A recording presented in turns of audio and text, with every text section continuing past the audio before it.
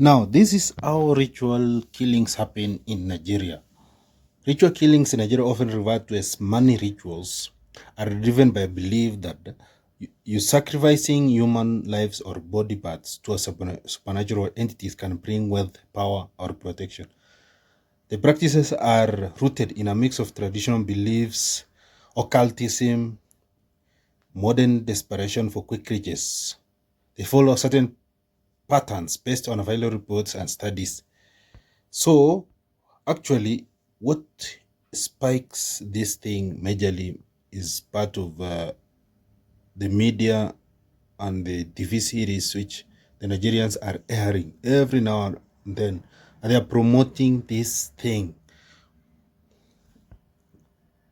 called the money rituals. They are promoting it majorly in their TV stations and their TV sets. So the victims are abducted and they are killed, and their body parts are specific. The body parts that are needed, like their heads, hearts, genitals, or blood. Then they actually harvest them for rituals. So they believe it to appease deities or spirits. Then the parts are prepared and delivered to herbalists or occult practitioners who prepare charms, potions, or sacrifice. For instance, in 2002, in Okun State, a case where a victim's head was burned for money making rituals. So oftenly, the ritual settings happen in secluded locations like abandoned buildings, forests, or shrines. Some perpetrators use cemeteries, exhuming fresh corpses for parts, especially those buried within 24 hours. So these practices are majorly done by native doctors and fetish priests. So native doctors or herbalists act as intermediaries, prescribing specific human parts or rituals for wealth.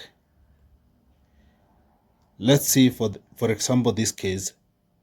In Umumba case, the suspect, a native doctor, was allegedly involved in orchestrating the killing. Suspects often claim they were instructed by these practitioners, though some traditions like Ghana's Kwaku Bonsam argue that legitimate rituals use animal blood, not human. So the process involves incantation, sacrifices at shrines, or the use of items like blood-stained handkerchiefs, which are very expensive. So the bodies and remains are hidden in sockways, forests, or shallow graves to avoid detection.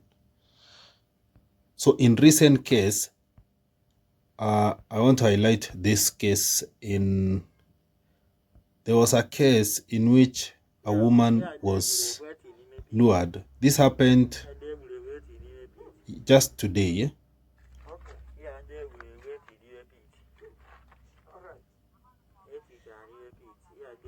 This happened today.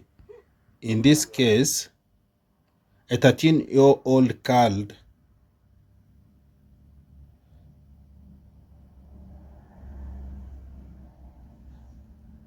was almost being used for rituals. So this is how it happened.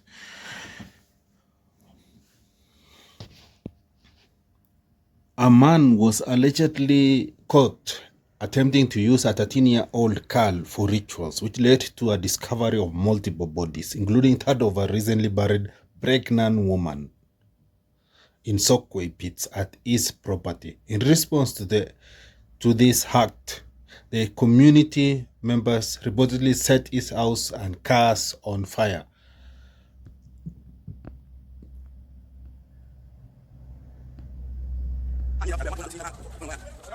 So this happened in 26 May 2025. A native doctor identified as Eseheni or Onyaka Hobu, alias E. D. Blake, was allegedly caught attempted attempting to kidnap a 13-year-old girl for ritual purposes. This led to a community investigation that uncovered multiple bodies, including those of a pregnant woman and children, buried in subway pits on his property. Some reportedly buried alive for ritualistic purposes. Enraged youth set the suspect's house and vehicles ablaze, and the Enugu state government demolished the property, citing laws against criminal activities. 3 suspects were nabbed and arrested, and decomposing bodies include 1 male, 1 female, were exhumed from a concrete sealed pit. Imagine concrete sealed pit. The photos are graphic, and you'll see them above. So actually, the suspect was not arrested. He fled the scene.